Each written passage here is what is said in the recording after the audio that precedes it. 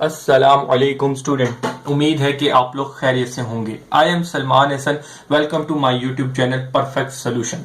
Student, आपको पता है कि मैंने इस सीरीज के अंदर एमसीक्यूज सोल्व करना स्टार्ट किए हैं, तो लिहाजा मैंने सबसे पहले चैप्टर नंबर 4 उठाया, डिफरेंशिएबिलिटी।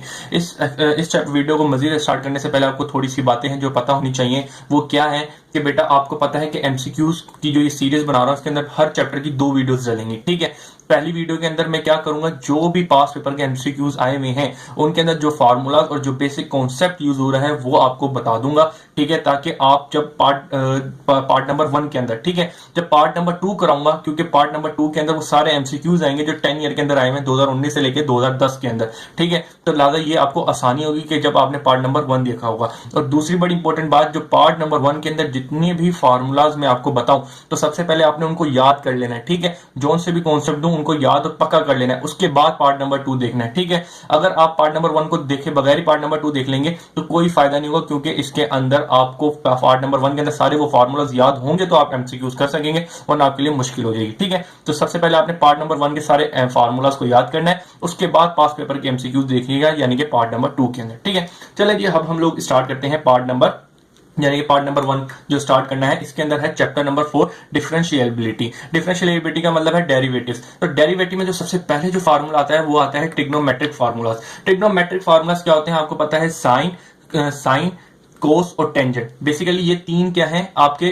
ट्रिग्नोमेट्रिक आइडेंटिटीज हैं, लेकिन इसके इनवर्स क्या होते हैं, साइन का इनवर्स सेक होता है, कोस का कोसेक होता है और टेंजेंट का कोट होता है। ठीक है, ये तो डिफरेंट बात है, लेकिन आपको ये चीज याद होनी चाहिए कि साइन का डेरिवेटिव कोस, कोस का डेरिवेटिव माइनस साइन, और टेंजेंट का डेरिवेटिव सेक स्क्वायर, कोट का डेरिवेटिव माइनस कोसेक स्क्वायर, और सेक का डेरिवेटिव सेक इंटू टेंजेंट, यानी सेक मल्टीप्लाई हो रहा है टेंजेंट से, और डेरिवेटिव ऑफ कोसेक ये बराबर होता है minus cosec multiply by cot के। ठीक है, इसी तरीके यहां पे भी कोट का माइनस लगा हुआ है। ये 6 फॉर्मूले आपको याद होने चाहिए, ये आपको एक्सरसाइज में भी काम आएंगे। उसके अलावा ये अक्सर आपके पास कोई सा भी एक पार्ट उठा के आपको एमसीक्यूज में आता रहता है। ठीक है बेटा, अच्छा जी, इसी तरीके से अगर एक और चीज है इसके अंदर कि ये चीज भी आपके पेपर में आती है, यकीनन जब मैं आपको एमसीक्यूज कराऊंगा तो उसमें भी आपके ये बड़े काम आएंगे। ठीक है बेटा, क्या बात है कि बेटा अगर ये एक्स लिखा हुआ है साइन एक्स, लेकिन इस एक्स से बढ़ के कोई और चीज आ जाए, ठीक है, साइन से बढ़ के कोई और बड़ी चीज आ जाए, तो उसको बोलते हैं, वो कौन से फार्मूले से सोल्व होगा, डब्बा फार्मूले से सोल्व होगा। ठीक है, उसकी एग्जांपल मैंने ये लिखी हुई है। ठीक है, एग्जांपल मैंने ये दी हुई, साइन डब्बा, यानी कि एक्स से बढ़ के कुछ भी चीज आ जाए तो मैं ये डब्बे वाला फार्मूला यूज करूंगा। तो लास्ट उसमें क्या करेंगे,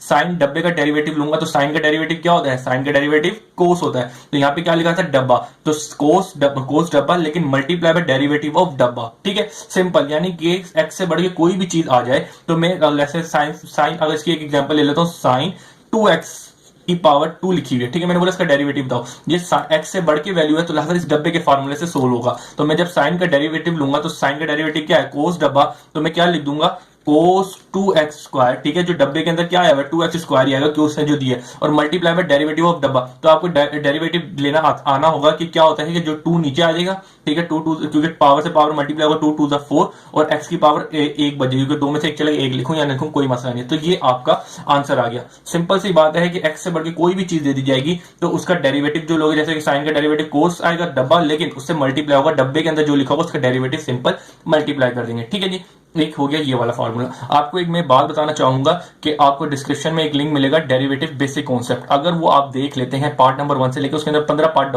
टोटल मैंने डाले हैं, अगर वो आप लोग देख लेते हैं, यकीन माने कि आपका चैप्टर नंबर 4 इंतहा आसान हो जाएगा। ये तो मैं डायरेक्ट आपको समझा रहा हूं ना, उसके अंदर मैंने एक एक टॉपिक, एक एक फार्मूले को सही तरीके से समझाया है, जिससे आपका कॉन्सेप्ट पक्का हो जाएगा। ठीक है, तो डिस्क्रिप्शन में लिंक मिल जाएगा, यकीनन आप जाके देखिएगा। पार्ट नंबर 1 से लेकर 15 तक आपको डेरिवेटिव की ABC बिल्कुल आ जाएगी उसके अंदर, क्योंकि मैंने बिल्कुल बच्चों की तरह समझाया है। इसमें तो मैं डायरेक्ट समझा रहा हूं ना, और डेरिवेटिव वो एक एक बिल्कुल छोटे छोटे तरीके से समझा है। तो लाजम मैं आपको ये एक बरादाना मशवरा दूंगा, भाई वाला मशवरा दूंगा कि अगर आप वो सीरीज देख लें तो आपको बहुत फायदा होगा, क्योंकि उसके अंदर सारी बेसिक बातें मैंने की हुई हैं। तो इसमें डायरेक्ट कर रहा हूं, इसलिए आपको अगर आपने नहीं पढ़ी तो देखें, वरना आपको कोई देखने की जरूरत नहीं है। ठीक है बेटा, अगर आप देख लेंगे तो आपका बहुत फायदा होगा। इससे आपको जो 5 नंबर के क्वेश्चन आना है उसमें भी बहुत आसानी होगी, और आपकी जो एमसीक्यूज है उसमें तो होनी है। ठीक है, चलें जी, इसके बाद पढ़ने हमने इनवर्स ट्रिग्नोमेट्रिक फंक्शन के फार्मूलास। ठीक है, तो इनवर्स ट्रिग्नोमेट्रिक में क्या होता है कि भाई साइन के के ऊपर -1 आ जाएगा, कोस के ऊपर -1 आ जाएगा, टेंजेंट के ऊपर -1 आ जाएगा, कोट के ऊपर -1 आ जाएगा, यानी कि ये इनवर्स का आ गया।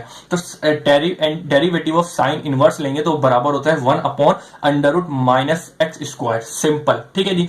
1 upon under root 1 minus X square, और कोस बिल्कुल उसी के जैसा होता है लेकिन इसमें माइनस आ जाता है, ठीक है बेटा। ये दोनों फॉर्मूले एक जैसे ही हैं, बस कोस में माइनस, कोस इनवर्स के फॉर्मूले में माइनस आ जाता है और साइन बिल्कुल वैसे के रहता है 1 upon under root 1 minus X square, simple, ठीक है जी बेटा। अब इसके बाद आते हैं हम टेंजेंट के ऊपर। टेंजेंट इनवर्स का फॉर्मूला होता है 1 upon 1 plus x square, simple, ठीक है। डेरिवेटिव टेंजेंट इनवर्स का लेना हो तो बराबर होता है 1 अपॉन 1 प्लस एक्स स्क्वायर, और कोट इनवर्स का लें तो सिंपल वही पूरा फॉर्मूला लगेगा लेकिन इसमें सिर्फ माइनस आ जाता है, ठीक है बेटा। ये हो गई बात। इसी तरीके से सेक इनवर्स आता है, सेक इनवर्स बराबर होता है 1 upon under root X upon X multiply by under root X square minus 1, ठीक है। तो और इसी तरीके से अगर कोसेक का लेना हो तो कोसेक के साथ पूरा यही फॉर्मूला रहेगा लेकिन बस माइनस आ जाता है, ठीक है बेटा। अब इस तरीके से ये भी बहुत, ये जो टोटल 6 फार्मूले ये भी आपके पास बहुत आते हैं एमसीक्यूज के अंदर, ठीक है जी बेटा। और दूसरी बात ये कि अब आता है कि अगर एक्स से बढ़ के कुछ और वैल्यू आपको दे दी जाए तो फिर आप करेंगे ये डब्बे वाला फॉर्मूला। मिसाल के तौर पे साइन एक्स की पावर 4 दे दी जाती है, ठीक है। तो ये एक्स की पावर 4 दे दी तो आप क्या करेंगे, साइन 4 दी गई है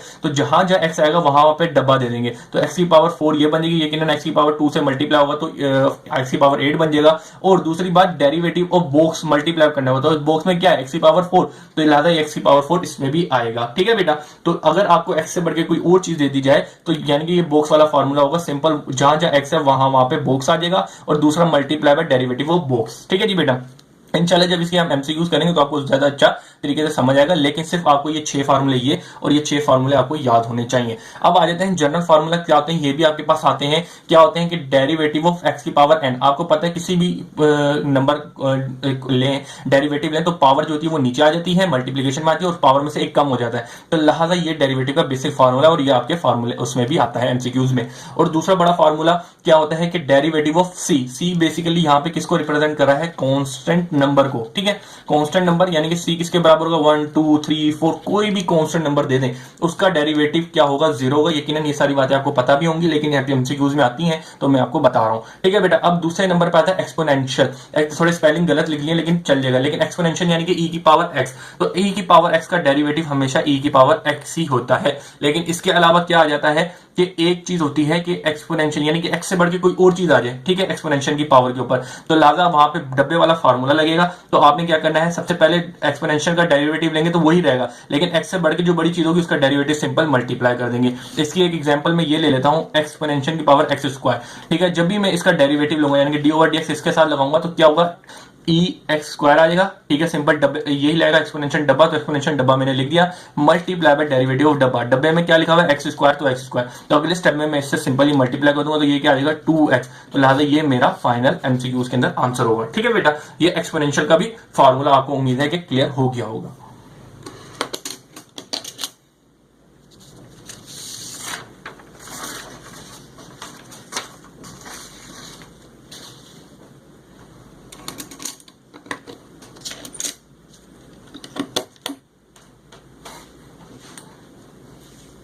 अच्छा जी बेटा, अच्छा जी स्टूडेंट, अब हम लोगों ने एक नया टॉपिक, नया फार्मूला है, वो है लोगैरिथमेटिक फार्मूला। लोगैरिथमिक फार्मूला बेसिकली क्या होता है, लोग के अंदर, लेकिन जो आम मैथमेटिक होती है उसके अंदर हम लोग पढ़ते हैं, लेकिन कैलकुलस मैथमेटिक्स यानी कि कैलकुलस के अंदर बेसिकली डेरिवेटिव का एक सब्जेक्ट होता है, वो जो होता है उसके अंदर जो लोग होता है वो बेसिकली ln होता है, ठीक है। तो ln के साथ कोई ln x का जो डेरिवेटिव होगा वो 1 अपॉन x हो जाएगा, सिंपल।